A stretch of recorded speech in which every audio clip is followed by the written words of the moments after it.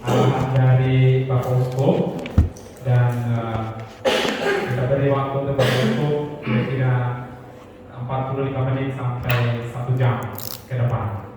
Tapi kalau menurut Bapak Uskup lebih cepat lebih baik, boleh juga, tidak apa-apa. Dan ini hanya dihadiri oleh para rektor dan satu dua staf. Baik, Bapak Uskup selanjutnya silakan. Oke, selamat sore menjelang malam. Pertama tentunya pantas saya mengucapkan selamat datang kepada para rektor sekalian yang telah meninggalkan kesibukan di seminari keuskupan masing-masing untuk datang jauh-jauh ke bagian tenggara atau selatan dari Keuskupan Amboina yakni DKI ini. Yang kedua, tentunya saya juga tidak hobi bicara panjang-panjang dan ini pasti tepat 10 menit ya mungkin sudah waktu yang sudah panjang. Karena tadi saya sudah mengatakan beberapa hal, saya ingin menambahkan saja beberapa hal lain sebagai berikut. Pertama tentunya saya mengulangi apa yang sudah tadi saya katakan dalam khotbah, bahwa tugas untuk menjadi seorang pembina formator tentunya tidak mudah.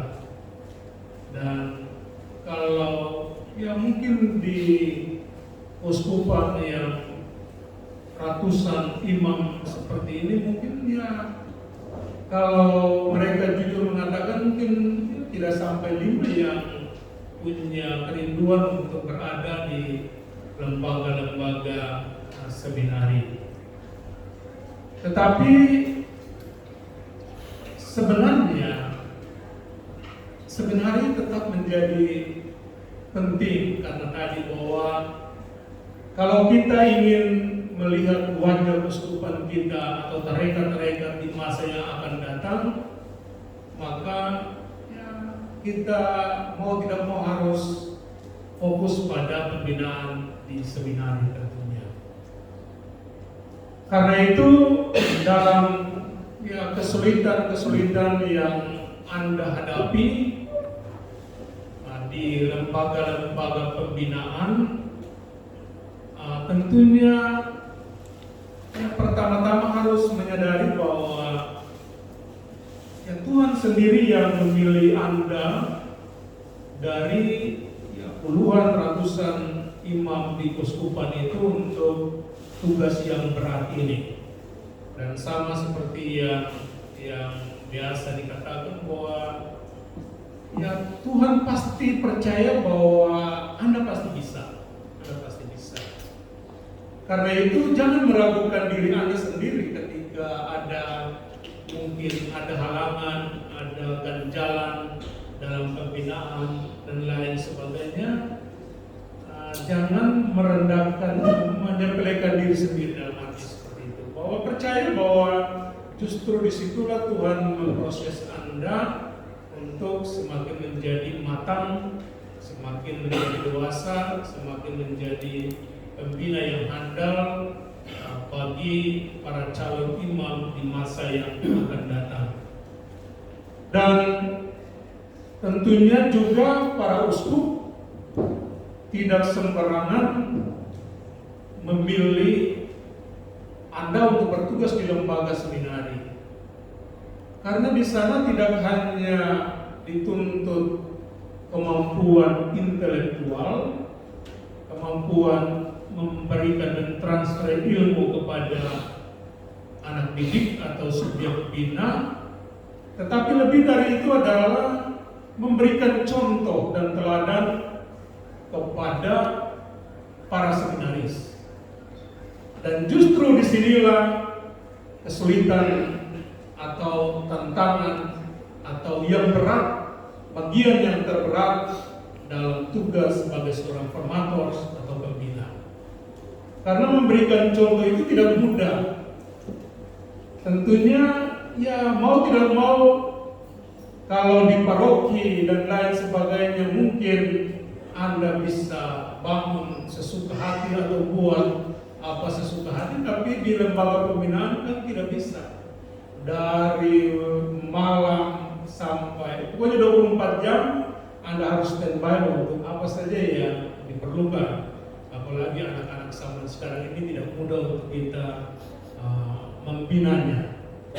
Karena itu dalam hal memberikan teladan ini, maka mau tidak mau kita para pembina harus menyiapkan diri, entah lewat yang formal maupun yang belajar dari realita kehidupan.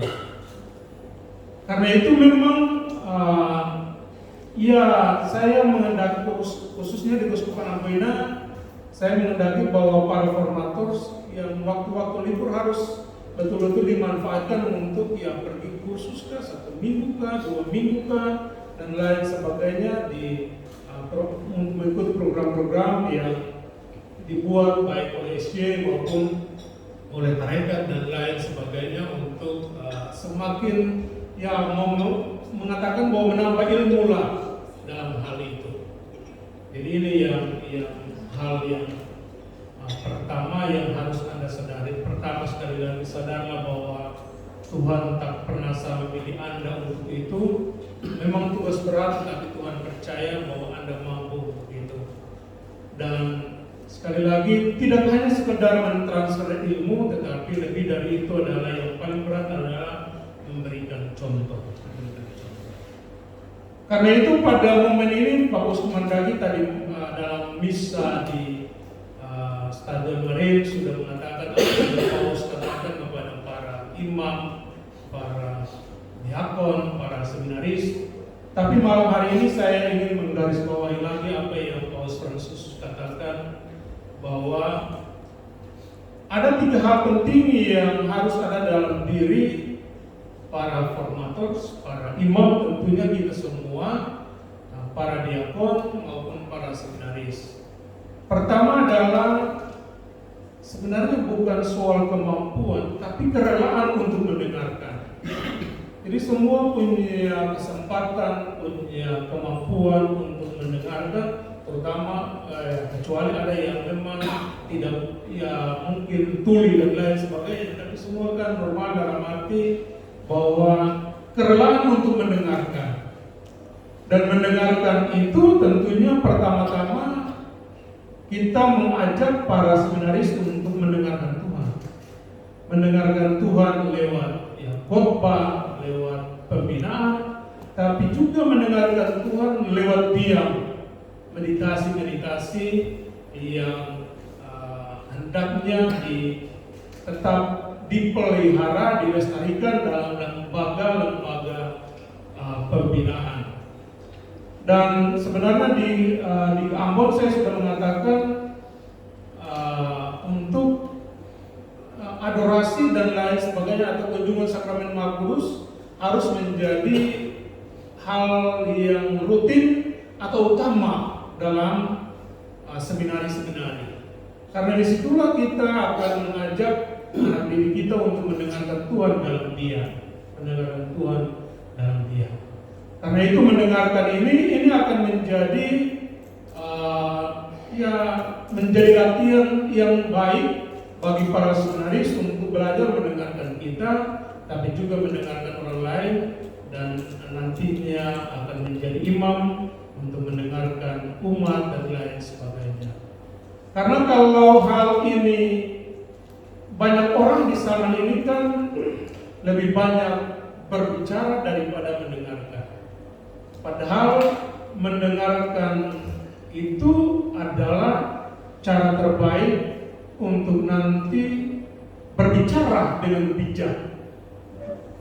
Karena itu saya hampir di semua wilayah paroki, terutama paroki pinggiran yang saya kunjungi, ketika masuk dalam sesi pertemuan dengan DPP atau DPS, maka saya tidak berbicara lebih dulu. Lebih suka untuk mendengarkan apa yang umat seringkan apa yang pastor, apa yang DPP, DPS bicarakan atau seringkan sebelum saya berbicara, supaya ketika saya berbicara kan langsung menjawab apa yang menjadi jeritan atau keresahan atau pergumulan dari para imam atau para umat yang ada di Keuskupan ini. Karena itu sekali lagi melatih para seminaris untuk mendengarkan itu menjadi penting, menjadi sangat penting dalam kehidupan di zaman ini. Yang hal kedua yang Paus tekankan adalah soal berjalan bersama atau sinodal yang sekarang ini sinode yang kita sementara jalankan ini. Dan sejak menjadi uskup, tema ini sudah menjadi tema di keuskupan ini, yakni berjalan bersama, berjalan bersama. Dan saya selalu mengatakan bahwa teman seperjalanan saya sebagai uskup yang paling utama adalah para imam dan diakon. Dua ini adalah teman seperjalanan yang paling utama. Yang kedua adalah para katekis. Tentunya mereka adalah makanya ketika Paus datang waktu di katedral, dia mengatakan katekis adalah garda terdepan dalam perkembangan iman umat. Karena tempat di mana para imam mungkin hanya datang sebulan sekali atau 1 tahun sekali, 2 kali, para katekis hendaknya mereka ada di situ. Karena itu mereka menjadi teman seperjalanan yang paling bagus. Dan teman seperjalanan ketiga adalah tentunya umat. Kalau kita aplikasikan dalam kehidupan di lembaga-lembaga seminari, maka ya teman seperjalanan adalah teman para imam atau diakon yang bertugas di satu lembaga itu.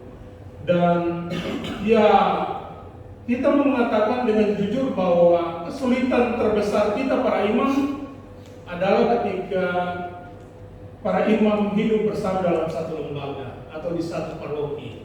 Itu kesulitan terbesar itu. Kalau sendiri di paroki, lembaga itu mudah, tetapi ketika kita hidup bersama itu maka itu kesulitan. Apalagi mungkin ya kita menjadi pastorakan dari pastor yang lebih muda, atau kita memiliki rektor yang lebih muda daripada kita dan lain sebagainya. Itu perjuangan yang sangat sulit bagi kita. Tetapi mau tidak mau kita harus membangun kebersamaan ini dan berjalan bersama. Karena itu di keuskupan tentunya saya selalu mengatakan, ya sebelum kita berdiri untuk berjalan bersama, mari kita duduk bersama. Yang penting jangan tidur bersama saja. Dia jangan tidur bersama, tidur. Itu selain.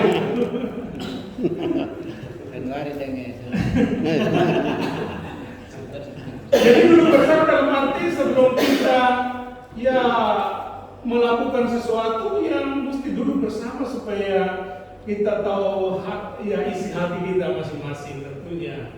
Ya satu bicara tentang pembinaan begini, yang lain bicara begini, dan mari kita duduk bersama. Karena itu Paus Fransiskus sekali lagi mengatakan ya perang itu tidak bisa menyelesaikan masalah, hanya dialoglah yang dapat menyelesaikan atau membawa pada perdamaian. Karena itu dalam pembinaan pun seperti itu, bahwa duduk bersama untuk berbicara, berdiskusi, bersharing bersama itu menjadi penting sebelum kita melakukan sesuatu. Yang berikut tentunya kita berjalan bersama berarti ya kita harus menjadi pelaksana daripada apa yang kita telah bahas bersama. Jangan sampai programnya bagus tetapi tidak masuk di eksekusi yang parah. Itu juga akan ya hanya sekedar program di lembaran-lembaran kertas dan tidak ada manfaatnya. Lalu yang berikut adalah ya walk on your talk. Dalam arti boleh membuat program yang bagus-bagus, tetapi sadarlah bahwa Anda harus menjadi pelaksana utama daripada apa yang Anda programkan. Anda harus menjadi pelaksana utama daripada apa yang Anda katakan.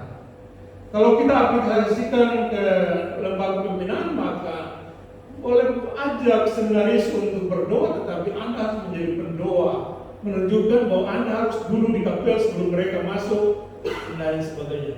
Karena itu di Keuskupan misalnya, ya bagi yang pastor-pastor muda, saya bilang pokoknya kau tidur malam itu, kau tidur jam berapapun, kau gantung di diri pun, itu urusan kamu. Sampai jam 4 pun atau jam 5 kau tidak tidur, kau buat apapun itu terserah kamu. Tapi 5:30 pagi kau berurusan dengan saya. Tidak boleh terlambat 1 menit pun, karena 5:30 tepat saya sudah duduk di KPR. Jadi kalau kau terlambat 1 menit, berarti saya sudah terlambat itu.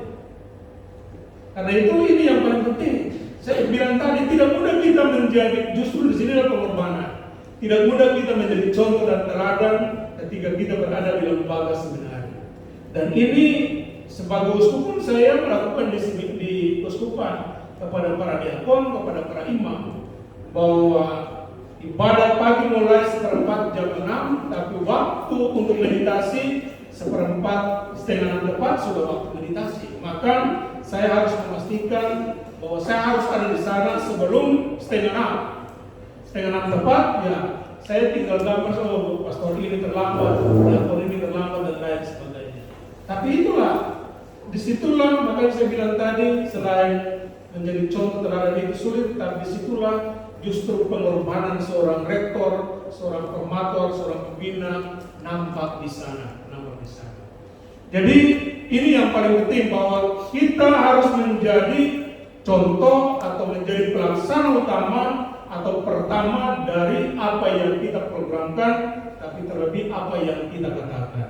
Mau bilang, makanya Paus Francis mengatakan kepada para orang tua, kalau Anda ingin mengajari anak-anak Anda berdoa, maka berdoalah bersama-sama dengan mereka. Kalau kita ingin mengajarkan anak-anak kita, para seminaris, untuk tahu cara berdoa, berdoalah bersama mereka. Karena ketika mereka melihat anak berlutut, atau ketika melihat, ternyata doa juga, mengantuk juga bisa ya. Nah itu mereka akan melihat contoh. Dan apalagi anak-anak seminari di tingkat SMP misalnya, maka mereka adalah perekam terhebat di dunia. Apa yang mereka lihat, itulah yang mereka ingat sepanjang hidup mereka. Jadi kalau melihat Pastor Gusti marah-marah, maka mereka akan tahu, nanti dia pastor juga marah-marah misalnya. Karena mereka akan mengingat terus. Karena itu pengalaman, kita semua pernah mengalami bahwa kita tak pernah melupakan para pembina yang keras selama masa pembinaan. Karena itu kami di samping kami ini, kami tidak pernah lupa itu. Pastor Jack punya bapak itu. Dia pembina, tapi memang dia sangat keras memang. Pastor Jack dan Rusul. Kita tak pernah lupa dia. Jadi ini yang paling penting. Jadi menjadi pelaksana utama. Hal yang ketiga yang Paus Fransiskus ingatkan adalah dia menjadi saksi. Menjadi saksi itu berarti yang tadi, bahwa kita menjadi contoh dan teladan bagi para seminaris. Dan disitulah kesaksian hidup kita sebagai para imam di tengah para seminaris. Karena itu para rektor yang terkasih, pada momen yang luar biasa ini tentunya saya sebagai uskup, tapi juga mewakili para uskup yang lain di keuskupan Anda masing-masing, tentunya berterima kasih kepada Anda untuk pengorbanan yang Anda berikan untuk pelayanan di seminari. Dan sekali lagi ini bukan tugas yang mudah. Tapi ketika kami para uskup menempatkan Anda di situ, tentunya di balik tugas perutusan penempatan itu ada kepercayaan. Bahwa di tangan Anda, selama Anda menjadi pembina, tentunya di balik kekurangan dan keterbatasan Anda, tetapi kami percaya bahwa Anda akan mampu menghantar para calon imam ini untuk membentuk diri, membentuk karakternya, menjadi imam-imam yang bermartabat, bertanggung jawab ketika mereka sudah menjadi imam pada waktunya. Dan tentunya saya menyambut baik pertemuan-pertemuan seperti ini, dan harap kalau pertemuan ini dilaksanakan lagi di keuskupan lain, maka para rektor yang ada di seminari di Ambon wajib ikut. Jangan menganggap enteng bahwa ini pertemuan ya cuma sekedar rektor seminar kecil atau dan lain sebagainya. tapi wajib ikut, karena yang tadi saya katakan itu. Di situ Anda akan belajar untuk saling menguatkan, tapi sambil menimba ilmu dari para rektor yang lain di seminari-seminari yang lain. Karena itu sekali lagi saya tegaskan kepada para rektor yang ada di sini, kalau nanti pertemuan di Papua kah, di Makassar kah, di Manado, wajib para rektor seminari-seminari Ambon ikut itu. Supaya jangan pada enteng pertemuan-pertemuan seperti ini.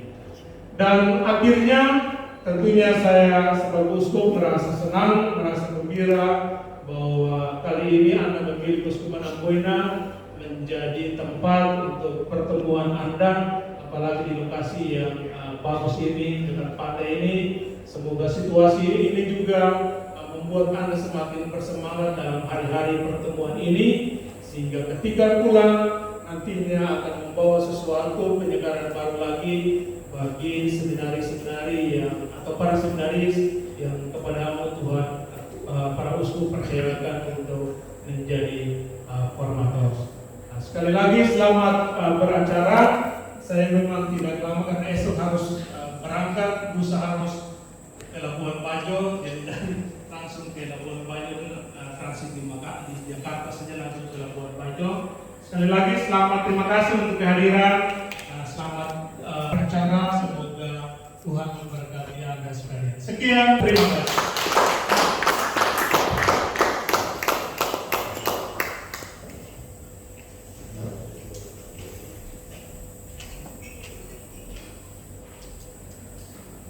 Baik, kami ucapkan terima kasih untuk Bapak Uskup dan saudara-saudara yang tidak boleh atasnya. Ya, karena kita semua mengerti ya. Biasanya kalau bertanya itu karena belum mengerti. Jadi kita semua mengerti ya. Jadi kalau tanya rajin hadir ya. Rajin hadir juga. Jadi Bapak Uskup